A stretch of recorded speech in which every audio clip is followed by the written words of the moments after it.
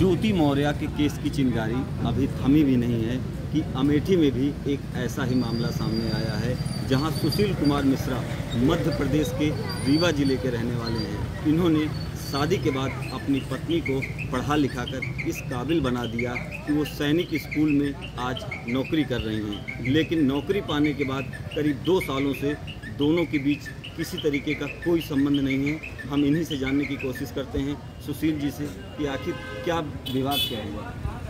विवाद ये हुआ कि हमारी पत्नी 2 फरवरी 2021 को सैनिक स्कूल अमेठी में आ गई। सैनिक स्कूल सोसाइटी रक्षा मंत्रालय द्वारा संचालित किया जाता है। मैं भी पहले सैनिक स्कूल रीवा में संविदा पर वार्ड बॉय था। उसी समय पर यहाँ की वैकेंसी निकली। हमने अपनी पत्नी का यहाँ पे फार्म भराया, पूरी मदद की, पूरा सहयोग किया। पदस्थापना के बाद वो हमें अपने कमरे में नहीं आने देती थी। जब मुझे पता चला कि आखिर ये पत्नी मुझे कमरे में क्यों नहीं आने दे रही, तो हमने ये देखा कि पत्नी मेरी बगल में रहने वाले शिक्षक मार्कंडेय पांडे, जो कि सैनिक स्कूल में शिक्षक हैं, उनके साथ उसके नाजायज़ संबंध हैं।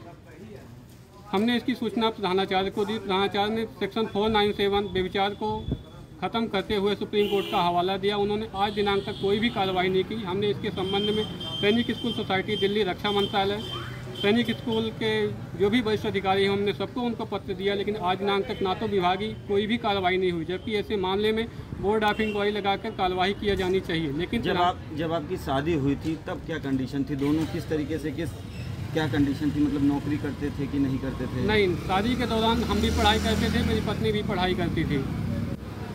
नहीं तो क्या उन्होंने आपसे कहा कि आप मुझे पढ़ाइए, मैं तो बनना चाहती हूँ?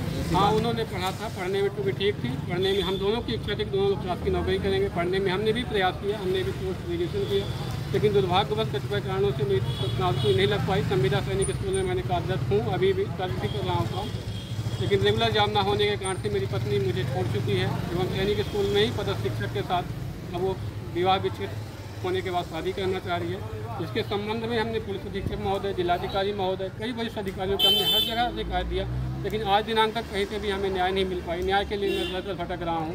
नहीं तो अमेठी कैसे आना हुआ है आपका? अमेठी हम पुलिस अधीक्षक महोदय से मिलने आए थे, तो शायद मिलते बाद फिर से हम कई बार हमने रजिस्ट्री डाक के द्वारा अपना वो किया था, लेकिन सुनवाई नहीं हुई। वजह से आज मिल के आएंगे। आज समाधान दिवस था यहाँ पे, तो उसी उपलक्ष्य में मिलने आए थे साहब से, लेकिन साहब से मुलाकात नहीं हो पाई हमारी। फिर भी हम आवेदन दे के देखते हैं, रूम में जाएंगे, एक परमिशन मिल जाएगी तो ठीक है, नहीं तो फिर जो भी होगा वो देखा जाएगा। नहीं तो क्या लग रहा है, जिस तरीके से ज्योति मौर्य एसडीएम और उनके पति आलोक का मामला इस समय सुर्खियों में है, क्या आपके साथ भी किसी तरीके की मदद होगी? जो आपका घरेलू विवाद है, मदद यदि प्रशासन चाहेगी तो प्रशासन चाह ले तो मुझे बिल्कुल मदद दिलवा सकती है, क्योंकि अभी तक हमारा विवाद विच्छेद नहीं हुआ है। प्रशासन से तो मैं भी यही उम्मीद कर रहा हूँ कि मेरा किसी तरीके से घर गृहस्थी बस जाए। मैंने प्रेमपूर्वक पत्नी को समझाने की कई बार कोशिश की, लेकिन आज तक हमारा नहीं हो पाया। न्यायालय से हमने सुलहनामा भी कराया। एक बार हमारा 14 फरवरी 2021 को मीडिएशन भी हो चुका है, सुलह भी हो चुकी है कोर्ट से, लेकिन पत्नी के अंदर कोई भी वो नहीं दिखा।